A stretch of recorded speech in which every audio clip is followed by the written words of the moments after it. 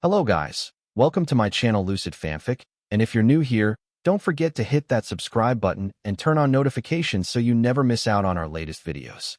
So be sure to stick around until the end, and let's get started. Futurism Incorporated Private Plane. We begin with our intrepid trio of geniuses flying in a private plane owned by their company, on their way to a very important place, Island. Why, you may ask? To attend a convention of companies on behalf of Futurism Incorporated in order to show off new technology. However, not only do we see out trio, but many others. First up, Momo was accompanying them, having recently recovered from being blasted. She was coming along not only because she had become close friends with the trio, but because she too would be presenting something at the convention, along with her own new company. Shortly after the sports festival and leading of the trio's company, Momo began creating her own, named Yamamo Foods, with the purpose of helping the trio upgrade the world. The company focused on advanced food technologies, such as animal cloning. Immediately after the company started up, Momo signed a contract with the trio to make her company a subsidiary of theirs in order to get the benefits of their swiftly increasing brand recognition. The majority of the class was also on board the plane, messing around as Ida frantically attempted to keep order. The last person on the plane with them was actually their newest classmate, Nene Nanakarobi. Izuku reminisced about the days prior and the class's first meeting with the girl. Flashback, Class 1A classroom.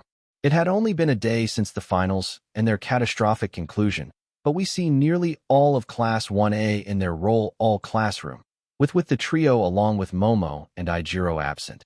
Nearly all of them were sitting in silence. Until eventually, Aizawa walked in, with Yaoyorozu and Kirishima, Bodhi still recovering from their assault from yesterday.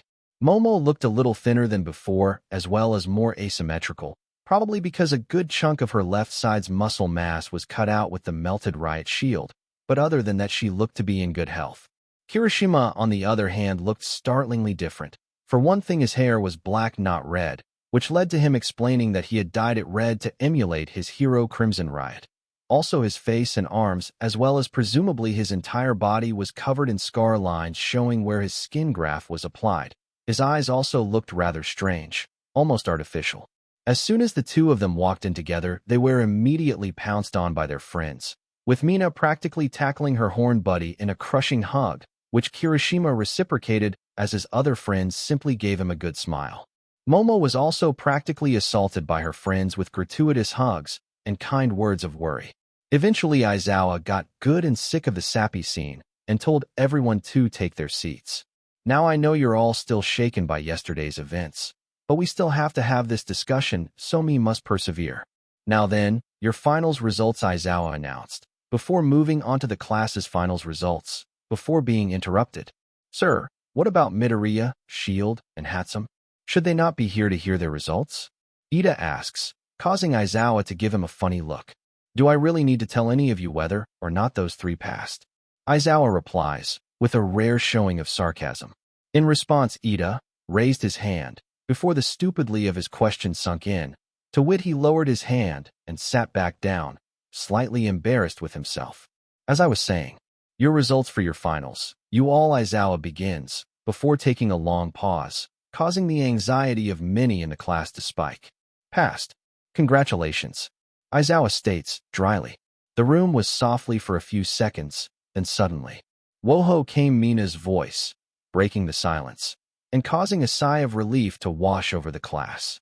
The entire class then began congratulating each other, only to once again be silenced by Aizawa. Moving on now, as you all know, yesterday Bakugo performed an abhorrent action by attacking two of your classmates. Rest assured he has been dealt with. Aizawa explains, answering the question on everyone's mind. Sir, what does dealt with mean exactly? Shinso asks, casing everyone to stare at Aizawa.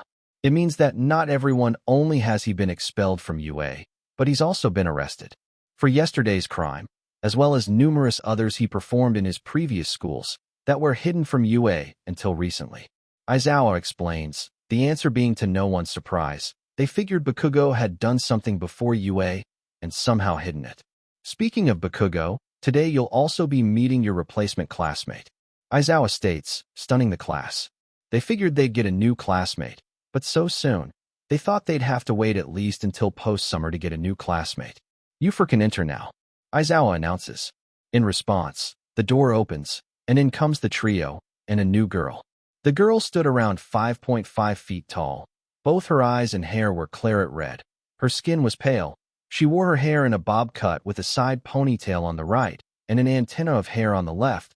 Her chest was almost completely flat. She was garbed in the standard UA female uniform. Her most striking feature, however, was her limbs. More specifically, their joints. They looked almost doll-like with indents reminiscent of ball joints. The class suspected she had type of mutation quirk that gave her the anatomical abilities of a doll. They were in for a shock. Hello there. I'm Nene Nanakarobi. It's nice to meet you all. I like manga and gun magazines. I dislike cephalopod-based foods. And my goal as a hero is world peace, Nene states with a smile, starting off rather nervous but getting more chipper as she speaks, ending with a dramatic reveal of her long-term goal. She was immediately greeted by everyone in the classroom, Mina and Toru in their usual energetic way. Ida was a robotic gentleman and Momo was courteous. Todoroki gave a simple nod. Shinso gave a small wave and smile.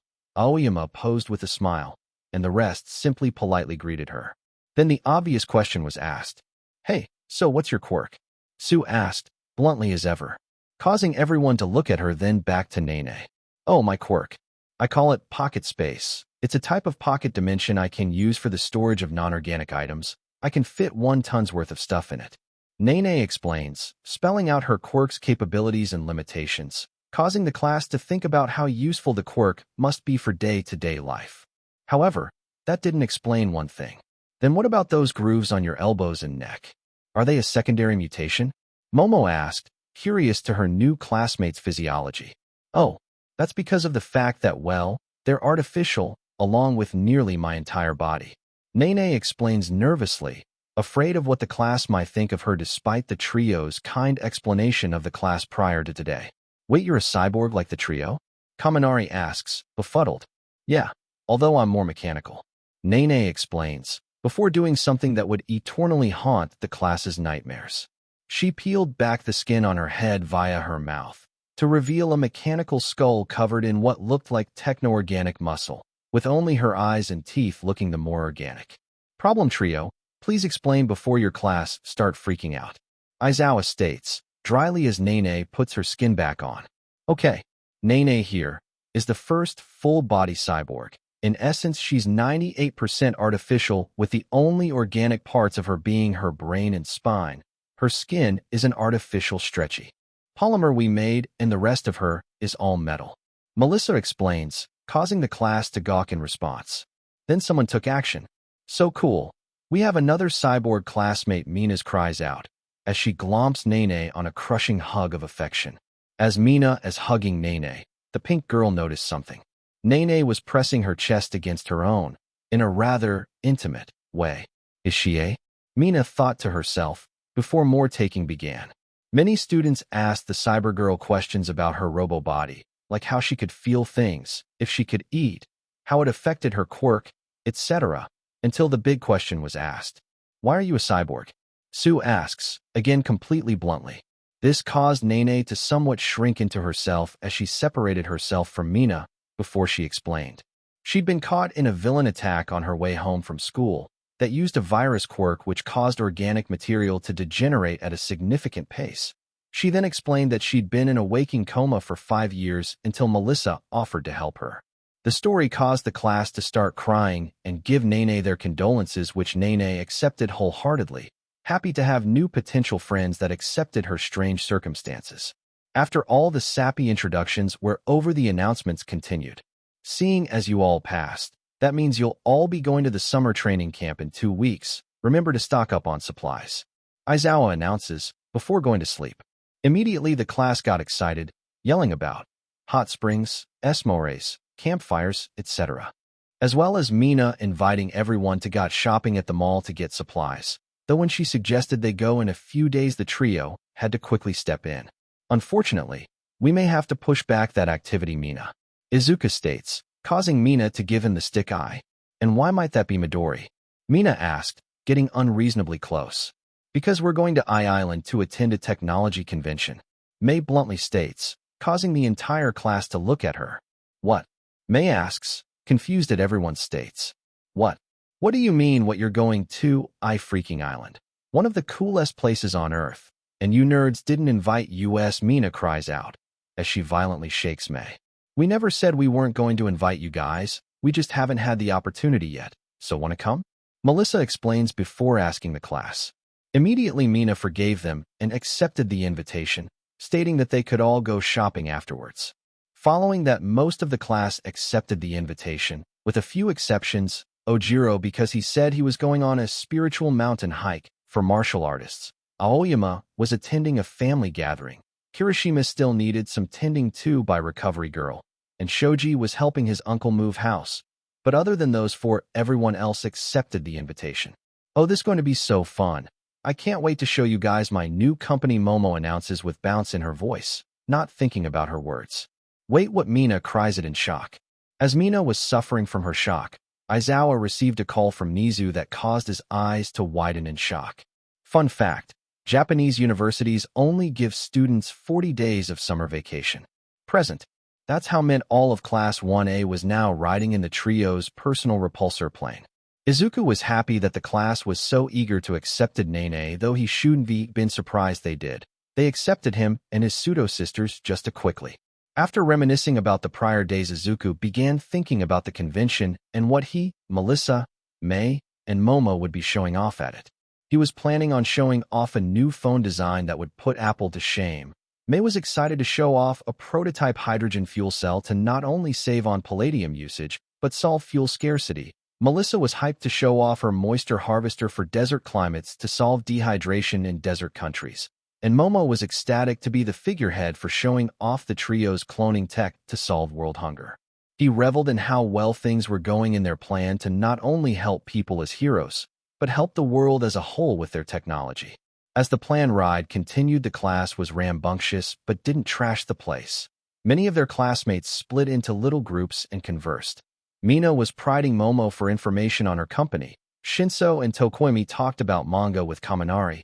Achiko was asking Melissa to take her on any space adventures they go on, some quad shading. Foreshadowing. There was, however, one hiccup when Toru decided to open the pilot's door and saw that no one was flying the plane. The trio swiftly calmed the panic by explaining that Mayday was flying the plane. Whilst the plane flew, Izuku thought about who would be greeting them at the gate. He'd seen Uncle David just after the sports festival, but other than that he'd been busy on Island. Though when last he spoke to him over the phone he sounded depressed and somewhat upset. He hoped his adopted uncle was doing all right. The plane continued to fly until Island came into views. The young heroes in training marveled at the artificial island mass. Izuku still remembered the first time he saw it on his 12th birthday. Island Plaza. As the plane landed and the friend group walked through customs, they were amazed at the island's technology. Fully holographic signs and posters, automated food vendors, and the security robots. Said robots possessed vaguely humans' forms. Each one stood around 5.8 feet tall, with their individual parts primarily being geometric shapes. Their heads were rounded and had two glowing white eyes each. Each one was equipped with what looked like a gun, but it didn't look like any the students had ever seen. These are the security robots. As the students emerged from the airport, they were blown away at Island's splendor and cleanliness. In fact, they were so distracted with the scenery that they didn't notice a certain middle-aged man with facial hair approaching them. Enjoying the scenery, are we? The man called out, getting everyone's attention. Yes, sir, the vista is splendid. Though I must ask, who are you? Ida replies politely, asking the man who he was. Well, I'm the man began before being cut off and tackled. Daddy/Uncle David. The trio all cry out simultaneously as they tackle the now named David on a hug. Ha ha ha ha, it's good to see you three. How are my favorite geniuses? David asks after letting out a belly laugh. We're great, Dad, and happy to see you again. Melissa replies, with a big smile. Just fine, Uncle David. It's great to see you again. Izuku states, giving a proud smile. All good, Uncle D. Always great to see you. May answers, giving her signature million-yen smile. Whilst this reunion was occurring, the class was confused. Anyone know how they know that guy, and why they tackled him? Kaminari asks his fellow classmates. Green and May called him Uncle, whilst Melly called him Dad. so they obviously know each other. Jiro states, having used her enhanced hearing to discern what the trio cried out as they tackled the man. Wait, if that man is Melissa's father, then that would make him David Shield, one of the greatest inventors in the world, Momo cries out, after having put the pieces together. They all looked at one another, blinked, looked at the trio and David, looked at one another again, and then the realization dawned on them. What? The class cried out in unison. Guess the cat's out of the bag, huh? Yes, I am. Indeed, Melissa's father, David Shield. David informs the friend group, having recovered from his tackling. Immediately the class greeted him with high respect, bowing to the man, which he immediately stated was unnecessary. It is an honor of the highest caliber to be meeting you, Mr. Shield. But why have you come to greet us? A man of your fame and stature would be rather busy, wouldn't you? Ida states, reverting to robot mode to greet the famous man stiffly and asking him why he was here. Ida, right? These three have told me all your names. Yes, usually I would be very busy. However, I have two reasons for personally being at the gate. 1, I couldn't pass up the opportunity to meet with my amazing kids and their friends. And 2, is on his way and should be here in 3, 2, 1, David explains, causing the trio to blush at David's reasoning to meet them, and confusing both the class and the trio with the second reason. Then suddenly, whoosh, David, my friend, it's so good to see you after so long. How are you, my eternal best buddy? Came the voice of none other than All Might, as he bear hugged his best friend. Great to see you too, bud. Can you please not squeeze me so much? David replies, trying to get words out in between All Might's attempts to crush him in a hug. Sorry, my friend. Sometimes I forget my own strength. Ha ha. All Might replies with a belly laugh, as he pats his friend on the back. All Might sensei, you know David Shield. Ribbit? Sue asks, bluntly as ever. Indeed, young Azui, I have known Davy for over 30 years. Our friendship is glorious and eternal, ain't that right, best buddy? All Might states, as he throws an arm over David's should, pulling him into an one-armed hug. Indeed, eternal, David replies, whispering the last part sadly as he readjusts his glasses. Wait, Uncle Might, why exactly are you here though? Melissa asks. I invited him here to discuss something with him, as well as you three. In private, David explains cryptically. Wait, what about us? Eureka asks. Yeah, what are we meant to do whilst you're all talking? Shinso asks. I believe these should keep you all busy until your friends return. David replies, pulling out a small case and opting it to reveal cards with VIP written on them. Wait, are those? Mina asks, astonished. VIP passes for the tech pavilions. They'll get you to any public location on the island, and you get a bunch of free stuff too. David explains, causing a certain space-loving brunette's eyes to light up at the word free. The class all immediately grabbed a pass each and left for the pavilions, swiftly waving goodbye. You guys have a nice chat, we're gonna go explore, okay, bye. Kaminari yells over his shoulder as he runs to catch up with the others. Well then, shall we? David states, motioning in the direction of his home. The 5 of them then began making their way towards David's home. Class 1A, I-Island Exhibition. As the class made their way towards the pavilions of technology, some were a little confused at Melissa's father and his insistence on having a private conversation, but most of the class shrugged it off, seeing it as just smart people stuff. Many thought they were just going to talk about proprietary technology. Eventually, however, all thoughts about the others faded as they entered the pavilions and were blown away at the technological marvels they bore witness to. The scenery and inventions all made the pavilion look like a scene from a sci-fi film where the main character gets their gear from a quartermaster. Not only could they look at the technology, many of the inventions had interactive parts allowed only to money donors or VIPs. Luckily, for them, they had passes, so they all spilled up and started joyfully experiencing the inventions. Sue and Mina went to a pavilion that housed a large tank of water with a ramp leading into it. The main scientist then revealed a white car, specifically what looked like a Lotus Esprit, which the scientist called Wet Nelly. The scientist then entered the car and to everyone's shock drove it into the water. But before everyone's eyes, the car transformed into a submarine. Its tires all moved to the back to act as propellers whilst fins took their positions where the tires were. All the car's entrances sealed themselves and all. The windows become covered in an additional layer of depth-proof material. The audience, including the two young heroines and Tracing, were astounded at the car's amphibious abilities. Mina even made a joke to Tsu saying she could that the frog girl could buy one and call it the Frogmobile and have it be her hero car. This joke caused the two of them to share a laugh, which was also shared by some of the other audience members. After the demonstration, the lead scientist then offers anyone a go in the vehicle. The two young women look at each other with a smile. Meanwhile, Hagakure was hanging with Nene. The two had been socializing ever since Nene became part of class, and they'd ended up getting along like a house on fire. The two of them were at a weapons showing. Nene always had an interest in weapons since childhood, when she hung out with her ex-military grandfather. Hagakure, on the other hand, had been looking into becoming a more active hero instead of just a spy, so she had begun looking into weapons she could use in the field. The duo watched as multiple impressive weapons were shown being used on jelly dummies to show their effects on a human body. The lineup included a double-barrier pistol that could aim in two directions, a gun that fired ammunition programmed with a specific target's unique heat signature that could home in, a laser-firing wristwatch capable of hitting those steel though it had a short battery life, and finally a modular gun that could be shaped into an assault rifle, a sniper rifle, a shotgun, and even had multiple types of ammunition such as gas pellets and anchored cameras. Both Nene and Hagakure enjoyed the showing, and as soon as the scientists finished they asked if anyone in the audience would like a go at wielding any of the weapons. The duo immediately volunteered. Every weapon in that list is a reference. Comment the ones you recognized. Whilst the gun show was occurring, Ida and Jiro had been dragged by Kaminari to a pavilion that promised hoverboards.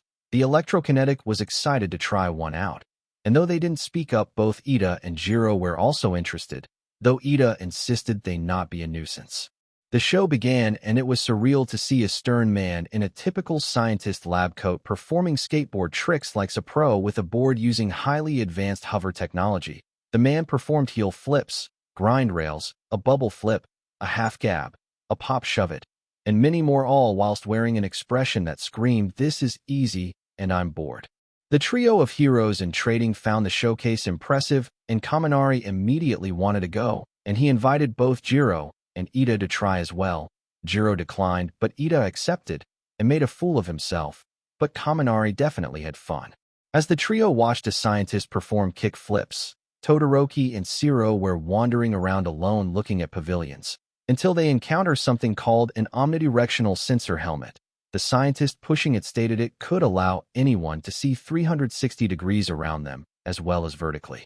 The young heroes were intrigued. Todoroki had thought about asking the trio for something like that to help with his spatial awareness since he was still rather weak in CQC.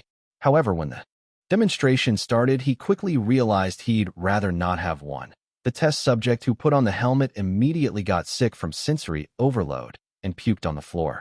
Thankful I didn't try it on, Todoroki thought to himself, as he left the showcase as medics arrived to help the sick subject.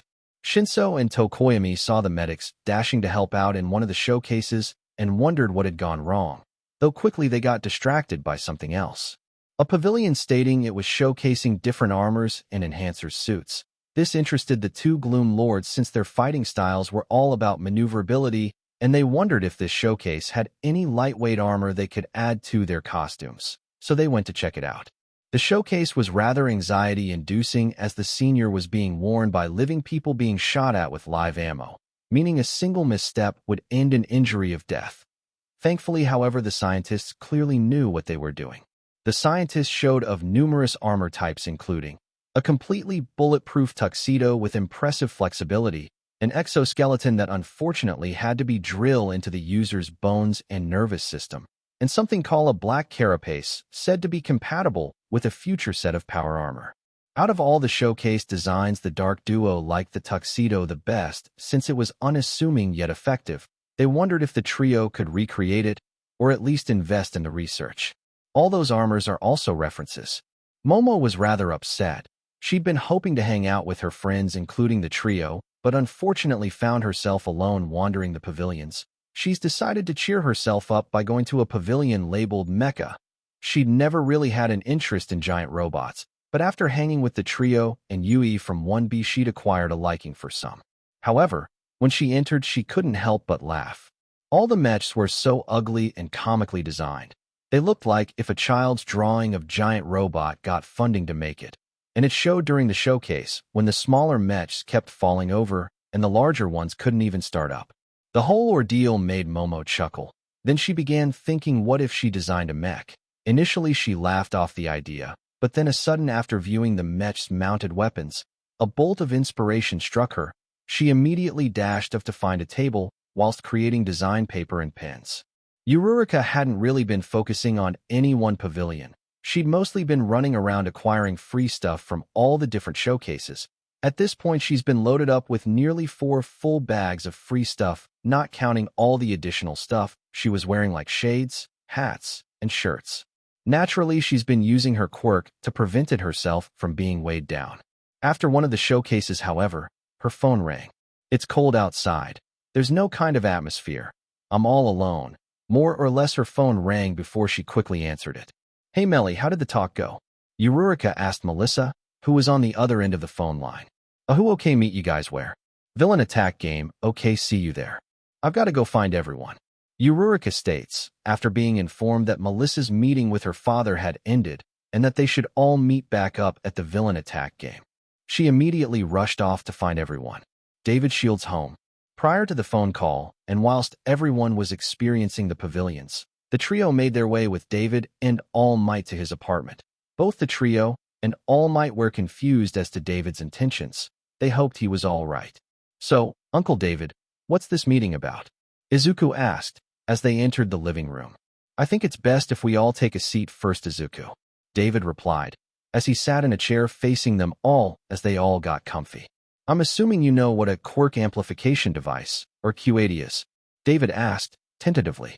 Of course, it's a theoretical device meant to amplify a quirk's natural abilities beyond their limits.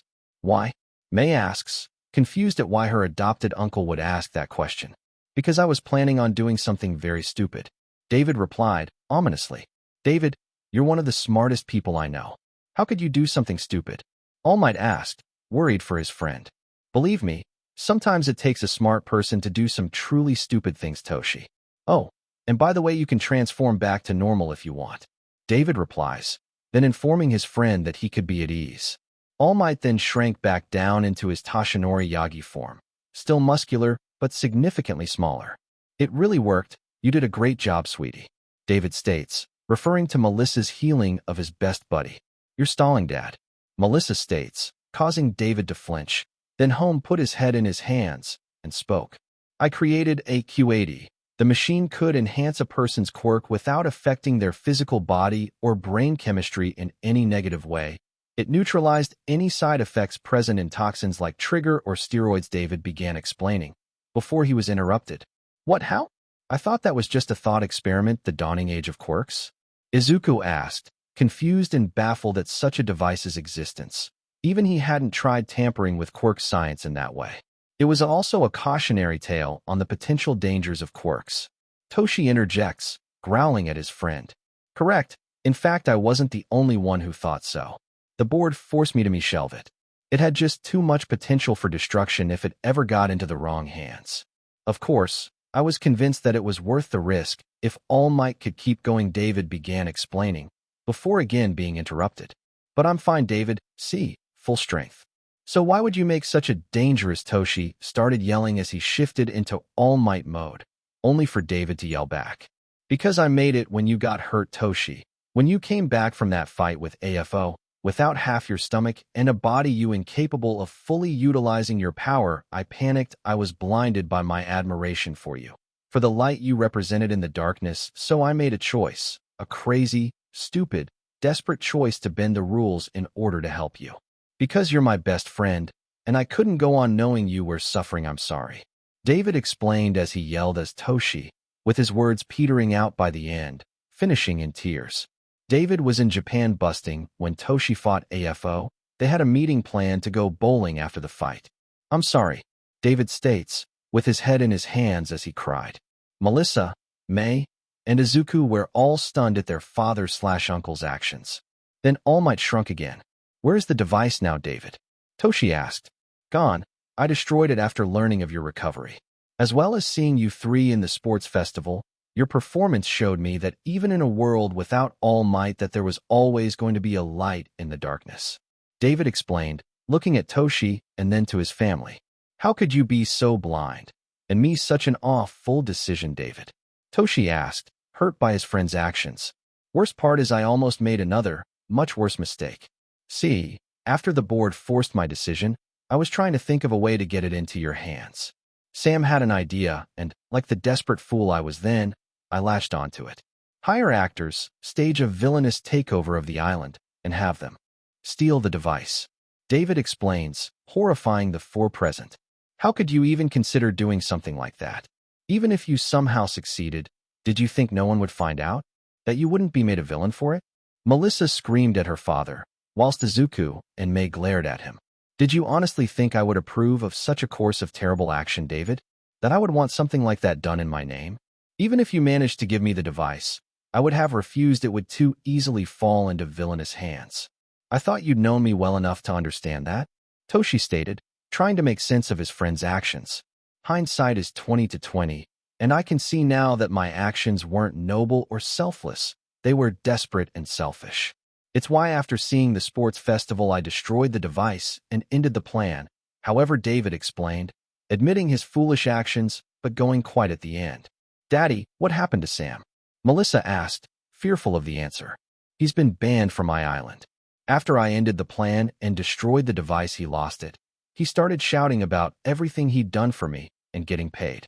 I was worried about what he'd do in desperation, much like I did. So I outed the both of us to the board. I'm currently under island arrest and surveillance. Sam was kicked out and banned from the island. David explained, causing a look of betrayal to cover the four's faces. They'd all known Sam for years, and he went and did this. It shook them to their cores. Now what? Mei asked. I suppose you'll never want to see me again, Toshi. After all, I almost committed a villainous act. Again, I am truly sorry, but I don't expect you to forgive me. Just please don't hate me. David states, accepting a fate he feared. Then suddenly, Toshi got up, walked over to David, and hugged him. How could I ever hate a friend who in a moment of vulnerability made a stupid decision to help me? Do you truly think so low of me? Best buddy? Toshi asked as he hugged his best buddy tightly. This action caused David to start crying and high his friend back. Best buddy, David says as he hugs Toshi. The scene was emotional, if not a little awkward for the trio who were witnessing it. When it became clear that the emotional hug wasn't ending anytime soon, the trio decided to give the two friends some room to breathe and promptly left a note before leaving the room. Outside David's house. Well, that was Mei states, not knowing what word to use. Intense. Izuku recommends. Yeah, that, intense. Mei replies, still recovering from the revelation of her adoptive uncle's actions. Melly, are you okay? Mei asks, noticing that Melissa was being abnormally quiet. I'm just so bewildered at everything. Dad's actions, Sam's actions, I just need to clear my head.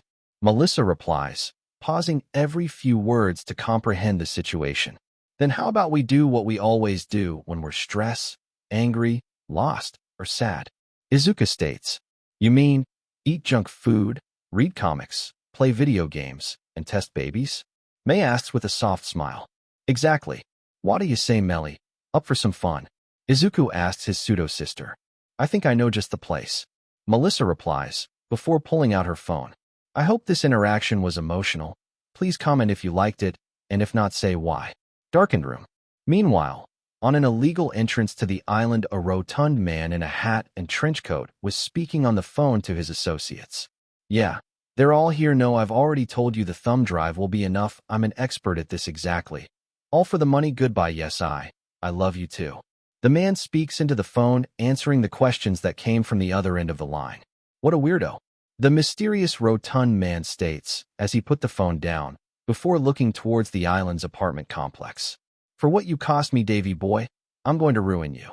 The mysterious vindictive man says to himself, as he enters a service hatch that led all the way to the island's security tower. I feel like I'm not foreshadowing enough. Villain attack game. After the trio left David and All Might to their reconciliation, and the class regrouped after experiencing the pavilion's showcases, they all joined up at the attraction Melissa had suggested, Villain Attack.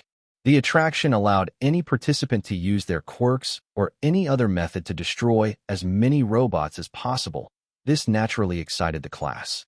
"So, what did your dad want to talk about, Melly?" Eureka asked, as they watched Tokoyami wreck the villain robots in under a minute. "Just some personal stuff. A project hasn't gone the way he'd hoped it would. He's feeling a little disappointed in himself, and to be honest, I'm a little upset with him right now," Melissa explains, whilst Kaminari fried bots with bolts of electricity. "Oh, well, I bet whatever he did, he had his reasons," Eureka replies, trying to comfort her friend. "He did. It's just that said reasons were unbelievably stupid," Melissa replied, thinking about the situation at hand, as she watched Ida crumple robots at incredible speeds. "You sound stressed out. Maybe you should take a go at wrecking the robots. Get all that anger and stress out," Eureka suggests, hoping to help her friend. "You know what? You're right. I was already planning on having a go to clear my mind, but now I'm going to just let out all my frustrations. Sorry I'm advance," Melissa states, as she left to go prepare herself. "I hope this helps her. Just hope she doesn't go overboard," Eureka thinks to herself, as Melissa steps up to take her turn. The resulting robot massacre would haunt Eureka's nightmares for the next week. Needless to say, Melissa got the highest score. Several hours later, outside the hotel room, after the meeting with David, the pavilion showcases, and the villain attack game, the group had all gone to a temporary hotel room to recuperate, and were all looking forward to the evening party the trio said would be occurring due to the next night's events.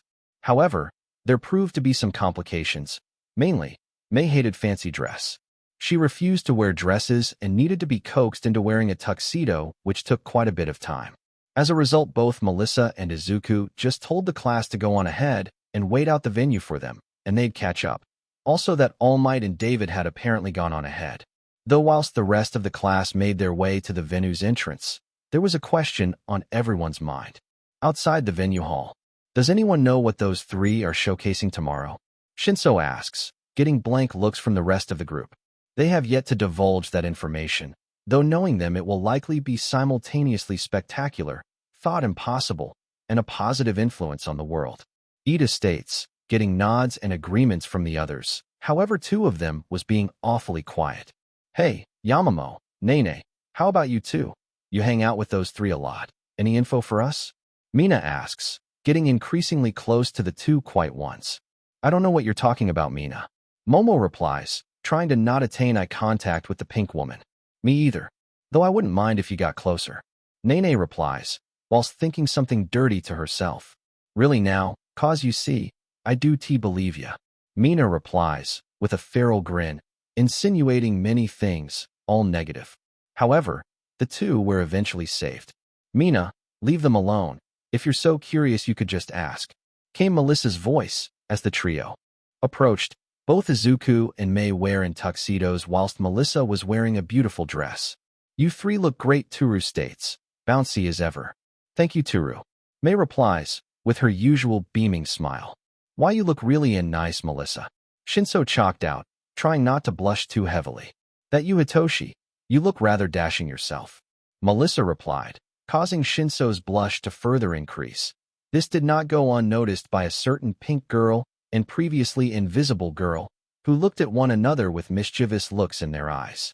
"Anyway, I think we should all head inside now," Izuku interjects, unintentionally getting Mina's attention. "Oh no, you do, Mista. I still want to know what you three have planned." Mina began rambling before she was suddenly cut off. "This is an announcement from the I-Island security system. We have received a report that an explosive device has been found in the I-Expo area. I-Island will now be in high alert mode. Residents and tourists should return to their homes or lodgings. Those that have come a long way should go and wait at the nearest evacuation center. Anyone still outside 10 minutes from now may be arrested without warning. Please refrain from going outdoors. In addition, most of the main buildings will be sealed off by the security system." The island's automatic security system blared, as the entire building as well as all the other buildings around them sealed themselves with steel barricades. "The hell's going on?" Kaminari cries out in shock. "The island's automatic security measures have been tripped. I'll ask one of the security droids," Melissa states, as she approaches one of the droids in a patrolling group. "Excuse me, Can one of you please? Melissa began asking before the droids suddenly started opening fire. Pew pew pew pew pew pew pew pew pew. The entire group of 5 security droids began opening fire on the group, but not with their stated stun shot. The energy bolts they were firing could be lethal. In response, the group leaped into action. Kaminari unleashed a blast of electrical energy, frying to them in a cascade. Mina melted one of their heads. Ida kicked one in half, and the last one was shot by Nene using a handgun she'd pulled from her quirk. The heck was that? Why'd they attack us? Toru asked, slightly shaken from being shot at. No clue. I'll call my dad and ask. Melissa replies, pulling out her phone, only to find that it had no signal. That's strange. How can there be no signal? And here of all places. Now what? Melissa states. Wait, the codec, can't we just call All Might? Ribbit. Tuss states, causing Melissa to hug her. Sue, you're a genius. Melissa states, as she hugged the amphibious girl. Uncle Might, what's going on? Melissa asked of their codec, only to get a worrying reply. Melissa, that gunfire just now, was that you? Thank Washington you're safe. All Might replies, with relief in his voice. What's going on, All Might Sensei? The security system said that there was a bomb. Ida asked. No such bomb exists, I'm afraid, young Ida. The island's been overtaken by villains. All Might replies, stunning the group. Villains? How? The island's security is meant to be impenetrable, and how come you haven't beaten them yet? Izuku states. Their leader, some guy named Wolfram, said that they infected the system with a virus that's given them control over the island's security. As for why they're not all smashed, they've taken the room hostage. Me and all the other heroes present are bound in energy bindings with guns to everyone's heads. If I break out, they may start shooting, and I can't risk that. All Might explains, laying bare the direness of the situation. What about Melissa's dad, David Shield? Is he okay? Shinso asks. I am unsure of David's condition. One of the monsters grabbed him and dragged him away. Something about security clearance on an unconnected network. All Might states, causing the trio to pale. The only thing on the island on an unconnected network were the invention storage facilities and the abandoned project lockboxes at the top of the main tower where the venue was being held. How can we help? Hagakure asks. You mustn't. It's too dangerous for students too. All Might began deploying before being cut off. We'll try and help though. All Might Sensei. It is a hero's duty to do so. Ida states, stunning the class with his brazenness. No, Ida, we won't try. Izuku interjects, shocking the speedster. But Midoriya, we must. Ida began before Izuku interrupted him. I'm saying we won't try because when lives are on the line, there is no try. You either do or die, and right now it's doing time. Sound you all agree? Izuku explains, charismatically. Then allow me to rephrase my answer. We will help and we will succeed. Ida replies, as he smiles. Right, came the entire class's reply. I can see that taking you out of this is impossible. So I, the #1 hero of Japan, All Might, grant you all permission to use your quirks in order to save Island. Good luck to you all. Just remember, the tower is crawling with villains and security droids. All Might states over the codec. The class then immediately began forming a plan of attack. Bottom floor. The plan was initially rather simple. Find a ventilator and have the smallest person, Jiro, squeeze through it and enter the building. Then have Melissa walk her through how to silently disarm the security doors so they could all get in. However, there was a problem. Whatever virus the villains had used had also locked out all access to the building's mainframe, with the only accessible area being in the security room on floor 195, meaning they would all have to somehow get inside, fight quickly, and quietly scale the building whilst avoiding security droids and cameras along with any patrolling armed villains. This also meant that they couldn't use the elevators without someone noticing, meaning they had to walk up neatly 200 flights of stairs, which made the majority of the class groan in annoyance. They eventually got over it and began looking for a way in. Eventually, they found a gap in the internal cameras round the back of the building. Momo then created a blowtorch and they cut their way into the building, as Melissa had Jiro loop the camera footage for the floor in order for the group to remain undetected. As soon as everyone was inside, they found Jiro and made their way towards the 195th floor from floor 1. As they ascended the tower, hacking cameras to loop footage and dodging security droids patrols, they hit a snag on floor 75. A snag in the form of a 10-ton door blocking the way, an obstacle that would normally be easily rectified with acid, super strength, energy weapons, or whatever Momo could think of. However, this door was a key part of the security, and if it was damaged in any way or even destroyed, the alarm would blare and engage similar doors on every level from floor 76 to 150, giving their adversaries plenty of time to accelerate their plans and find them. This is annoying. I'm going to have to carefully hack the door in order to ensure the alarm isn't set off. Give me a minute, Melissa states, as she opens a control box and begins messing with wires, whilst the majority of the group remains on the lookout for patrols. All except one. Hey guys, why don't we just use this access panel here? Kaminari states, as he pushes a single button. Boop. Alarm, alarm. Intruders on floor 75. Repeat, intruders on floor 75. Alarm, alarm. The security system blares, causing the entire group to look at Kaminari with angry faces. Whack. Jiro smacked him over the head without her fist, injuring her own knuckles in the process due to his skull plating. You moron. Melissa said she'd be done in a minute. Have those implants done nothing to help you, or are you naturally just a complete idiot? Jiro yells at the electrokinetic, causing him to shrink into himself. Ugh, no time for arguing. Let's just get going before droids and villains show up. Izu hit the door. Melissa interjects, stopping Jiro from killing Kaminari and getting Izuku to punch the door with his gauntlet, ruining his shirt's sleeves in the process. The nanotech rips through normal clothing, with the only clothes that don't rip being the black undersheets seen during the battle trials and their custom-made gym uniforms. For the next 75 floors, the group was constantly on guard. They were besieged on both ends by villains with assault rifles and droids with energy guns.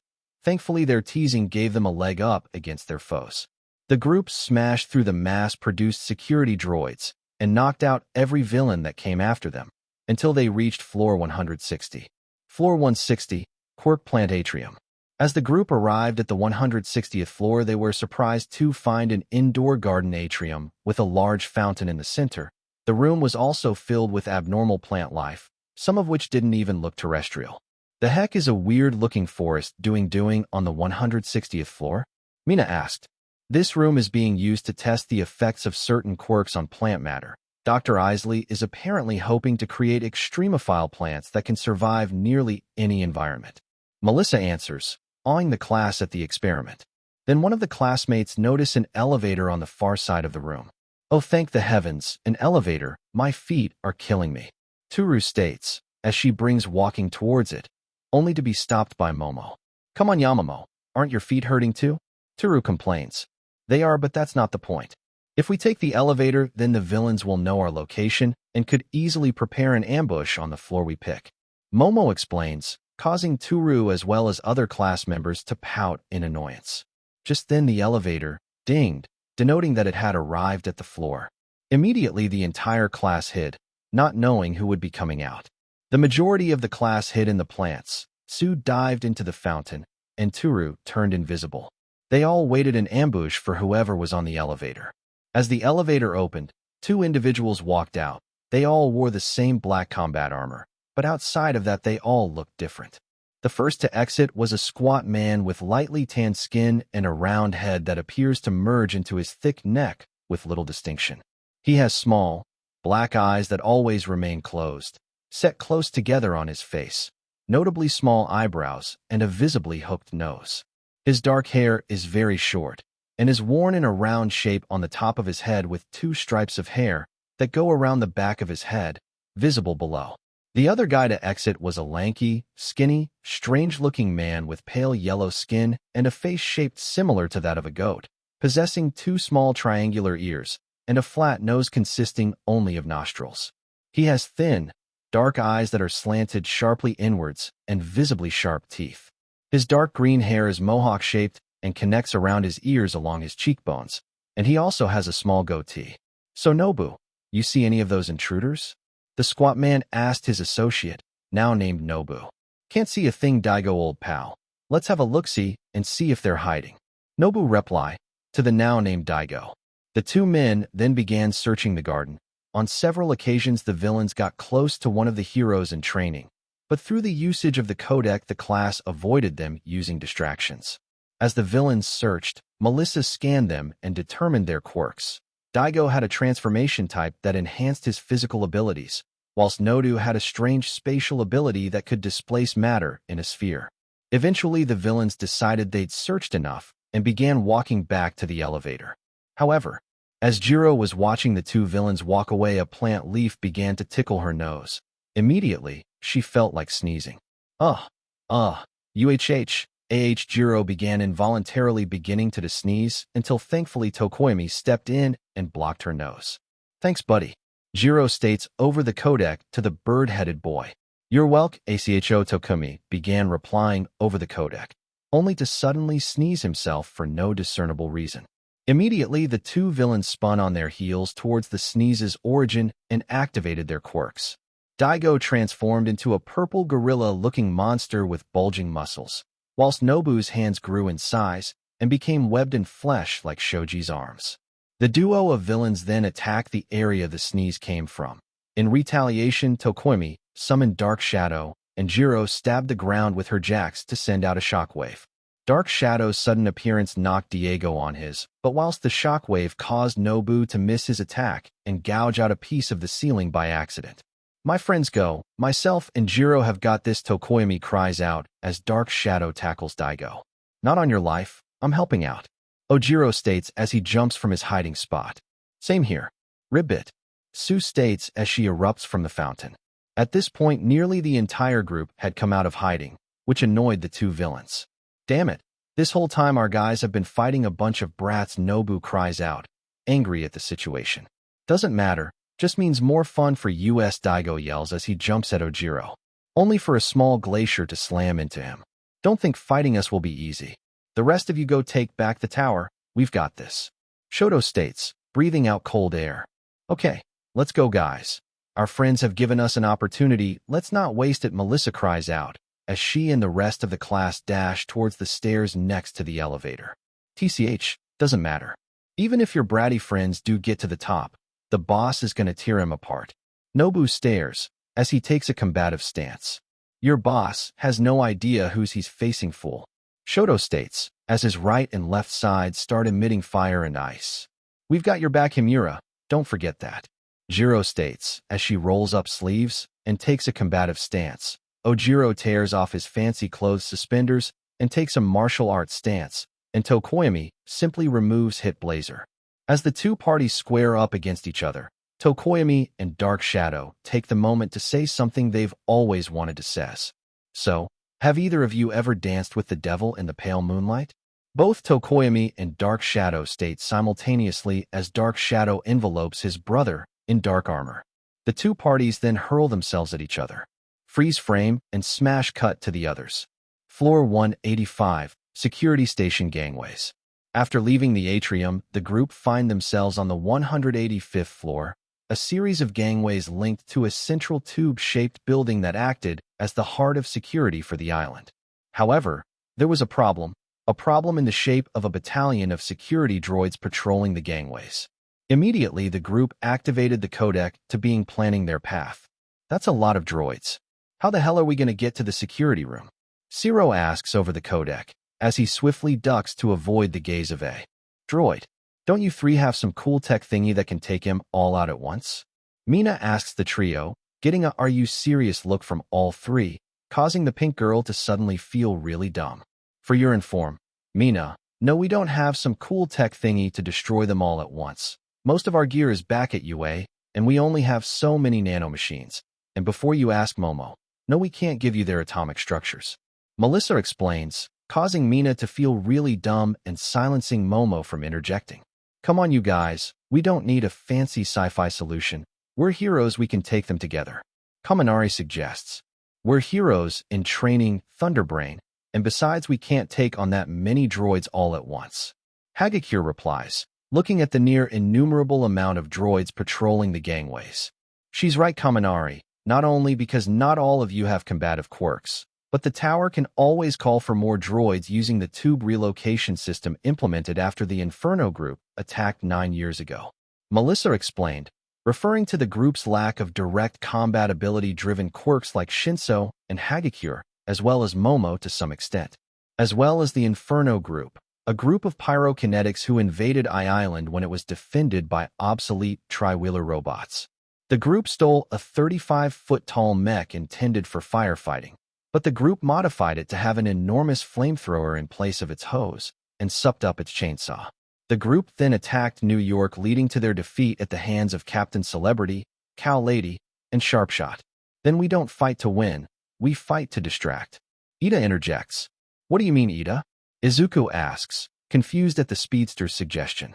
We all fight the droids whilst you three go on ahead to the security room. You can shut down the droids before they overwhelm us. Ida suggests, shocking the group. Ida, we can't do that.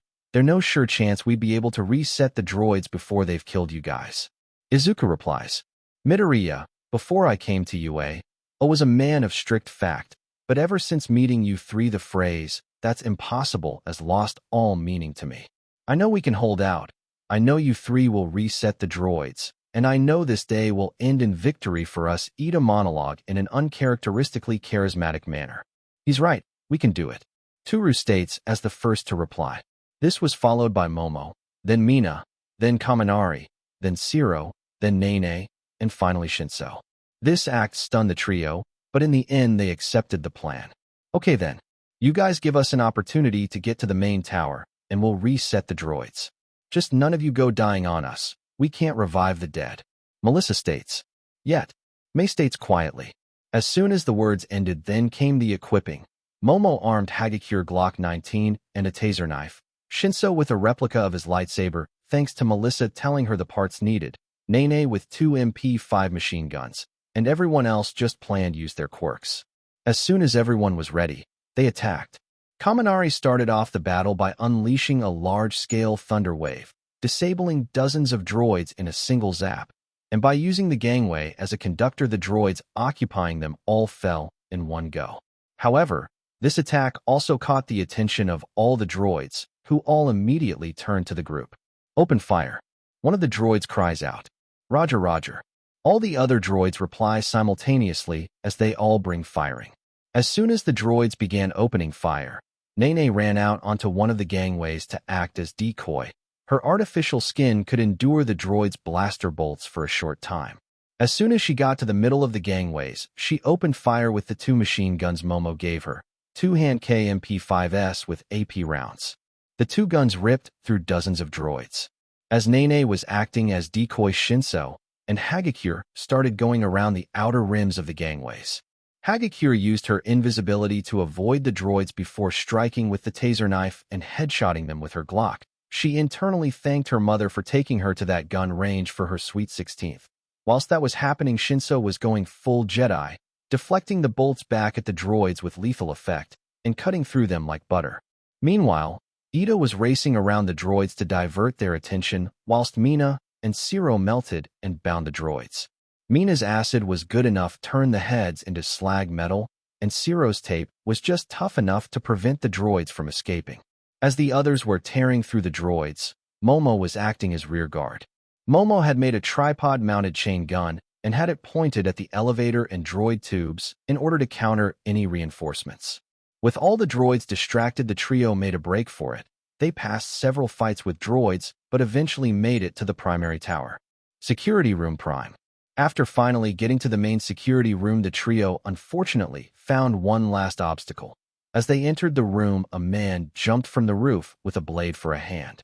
The trio easily dodged the man. He was a middle-aged man of average height with lightly tanned skin, thin honey-brown eyes, and a long face. He has shoulder-length hair of a desaturated pink-like color that flares outwards to the sides, with shorter bangs between and to the sides of his eyes. He also has curved, linear markings under his eyes and down his cheek, which are a dark shade of purplish pink. The man attempted to attack them with his hands morphed into shape blades. However, his speed and reflexes couldn't compare to the trio's, who easily dodged every attack. Eventually, Izuku summoned a gauntlet and punched the man, knocking him out instantly. While that was underwhelming, Izuku states, retracting his gauntlet. Yeah, anyway, let's get to work. May, do your thing. Melissa replies, asking May to begin undoing the virus's corruption. Oh, this one's a fighter. Next generation, military grade, no custom made. who made this virus knew the system inside and out. This is going to take a while. You guys go on ahead. I'll deal with the virus. You two go stop the villains from taking whatever it is they're after. May states, fawning over the virus's complexity, before telling the other two to go on ahead. Okay, May, we have faith in you and that brilliant brain of yours. Just remember to be quick. The droid reinforcements are likely on their way. Melissa replies. May simply replies with her beaming smile. After the exchange, both Izuku and Melissa continue up the last few floors towards the vault. Security tower, vault room. As both Izuku and Melissa approach the door to the vault, they summon their suits. Unfortunately, neither of them were equipped with their best equipment. Izuku wasn't wearing his force field belt and has had only his old gauntlets and standard repulsors, whilst Melissa only had her bare minimum with her layered armor and repulsors. Whilst the two of them were bulletproof, they had no idea what quirks they would be facing, but now was not the time for fear, not was the time was heroism. The two burst through the vault's already open door and came face to face with the villain's head honcho, several armed villains, David and Sam. As soon as the door burst open, all the villains pointed guns the duo. David, on the other hand, was shocked. Melissa, Izuku, YR? David began, before the villain's leader pointed a pistol at his head. Shut up. Now you too. I would highly recommend surrendering, unless you want to see the genius brain of David's shield turned into modern art. Ha, the villain states with a sadistic laugh. Seeing as they had no real choice, both Izuku and Melissa stood there with their hands above their heads. Suddenly, the villain's leader touched the wall, and it flowed, causing the metal floor to suddenly wrap around them like a boa snake. No, please don't hurt them, David cried out, only to have the villain's gun in his face again. Get on with it and don't talk, Sam says, pointing his own gun at David. Sam, why are you doing this? Melissa asks, furious at her former friend. Because your arrogant father decided to squander the greatest paycheck on the history of everything.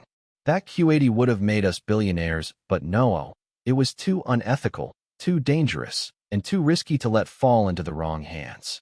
Blah, blah, blah. So I hired these fine gentlemen to get the device. Thanks for the help, by the way, Wolfram. Sam replied in a mocking tone of David's words, and naming the villain leader. No, I mean, why bother? The device was destroyed. All that's in that vault is nothing but scrap metal.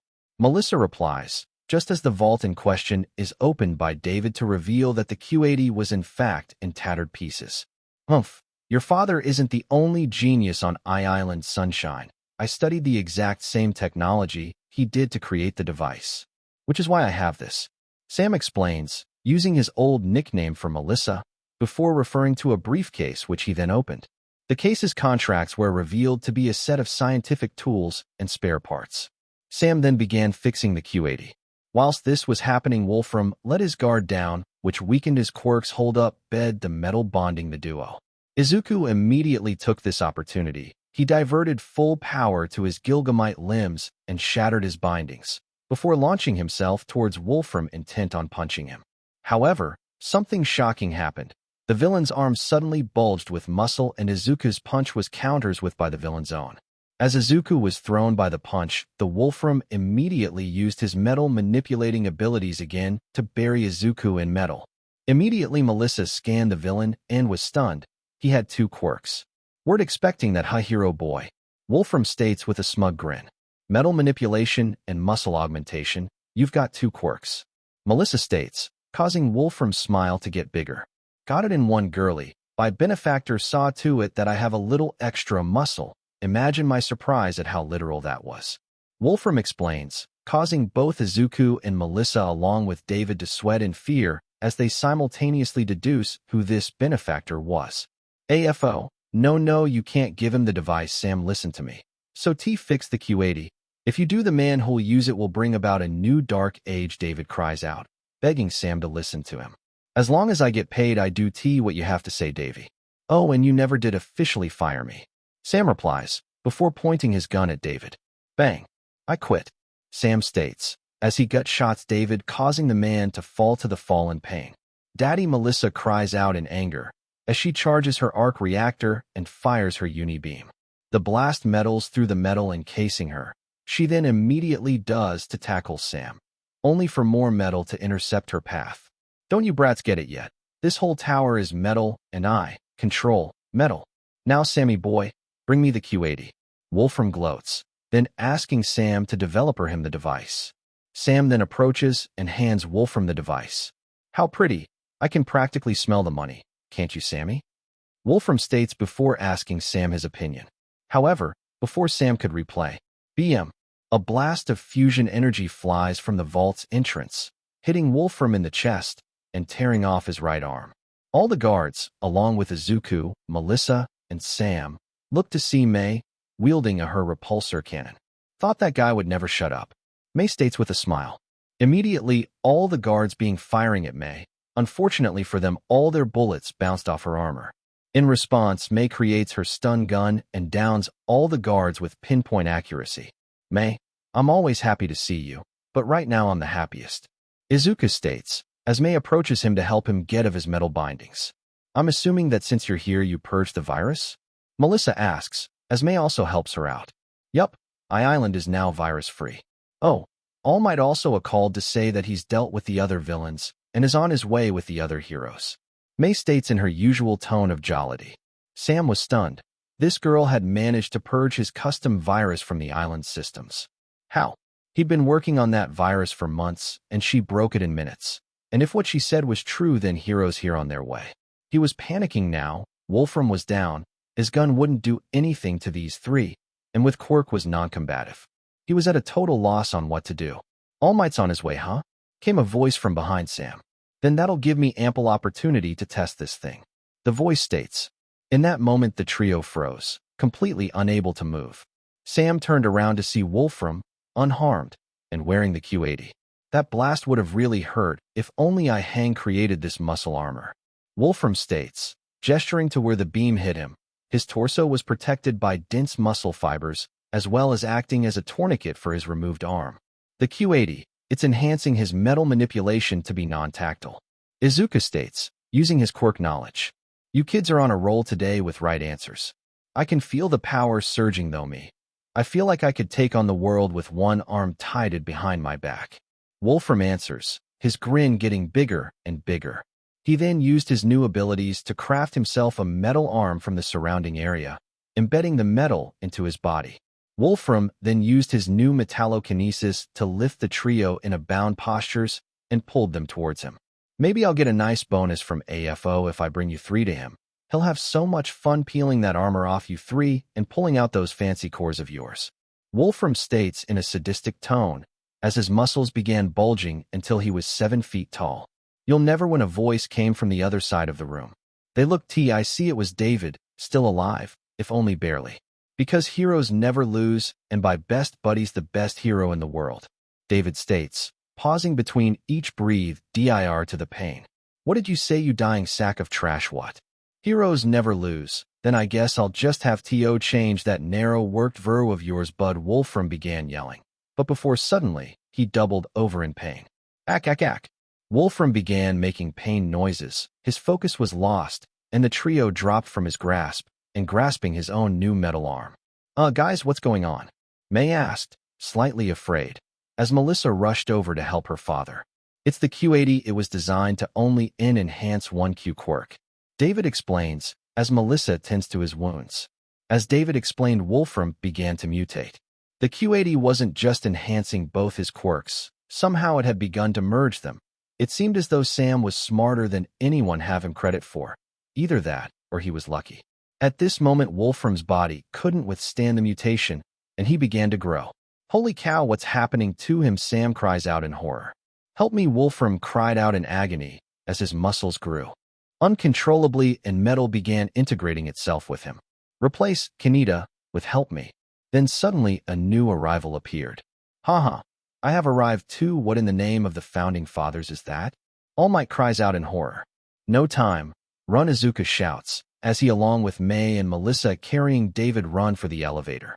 Sam also began running, only for a bee-muscled and metal-infused tendril to grab him.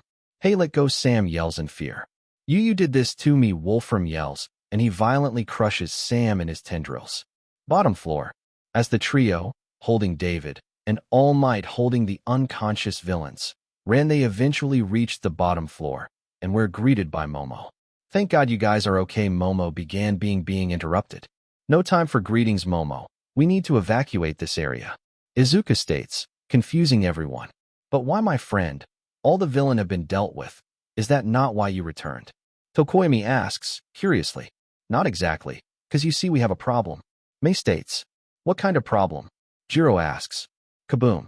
The top of the tower explodes, and from it emerges something that will haunt the spectator's dreams forever.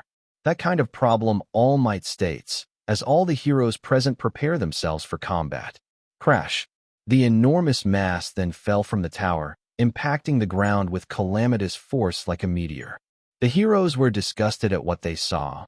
The moving mountain of muscle and metal was shifting like a sea of viscera. Many amongst them with weaker stomachs outright vomited at the sight of it. But that wasn't the only problem. The thing was still sentient and on the offensive. As soon as it landed, the former villain-turned-mutant monster lashed out with tendrils of muscle and metal that sprouted vestigial fingers and other limbs made of pure muscle. The heroes counterattacked, but many of their attacks were in vain. The creature either hardened its muscle or defends with metal shielding. Even All Might's blow were ineffective against that much solid mass. The hell do we need to do to hurt this thing? A young heroine in a ladybug costume asked. Our attacks are having no effect. A hero in a black, white, and lime costume covered in ad states. It's the Q80, it's supplying him with an enormous amount of raw power. But how can his body sustain itself? Melissa states, confused at the freak's continued existence. It can't. He'll burn out in a few minutes. David states, as several rescue and support heroes patched him up. Then we need not defeat it, only accelerate its burnout. Heroes, do not stop attacking. Even if your attacks have no visible effect, continue to attack. He'll burn out from the exertion, All Might states, reinvigorating the present heroes with his presence alone. And so every hero in training present attacked the monstrous mountain of muscle and metal. Attacks of acid, fire, ice, kinetic energy, water, electricity, toxins, plasma, lacerations, lasers, and radiation. They threw everything they had at the monster. Until finally, its body gave out. The mutant, once known as the villain Wolfram, started to degrade and degenerate at a rapid pace, until at last, as dawn broke, his malignant existence was reduced to dust. His sheer mass caused the giant statue of dead cells and rusting metal to crumble under its own weight, causing a massive dust cloud. Within said dust cloud, however, a black portal opened beneath the remnants of the Q80, swallowing it, and closing just as quickly. The next day, as day broke, the heroes were all exhausted, yet they still celebrated the villain's final end. Unfortunately, the day's showcases had to be put on hold as the battle had drafted many pavilions and showcase rooms, meaning the tech show would unfortunately be rescheduled for fall. After the battle, the members of Class 1A were congratulated by the heroes and scientists of I-Island for their heroic actions during the crisis. As the new day continued, droids could be seen cleaning up the dust and debris of the battle. The students of 1A all went to their accommodations and slept for until 1600 hours, by which point it was time for them to leave. Melissa checked on her father, who, after giving his testimony and getting it compared to the testimonies of others, was cleared of any suspicions in the attack, with all blame falling upon the deceased leaders of the attack, Sam and Wolfram. Davids ensured his daughter that he was fine, and they shared a hug and a kiss on the cheek. Then, after an event-filled few days, Class 1A and All Might went back to Japan, hoping for a less hectic continuation of their summer. If only they knew the dark days that lay ahead. So, this was the end of Part 12 of this series. Stay tuned for next part of this series, and if you like this video, don't forget to like, share, and subscribe to our channel. Until next time.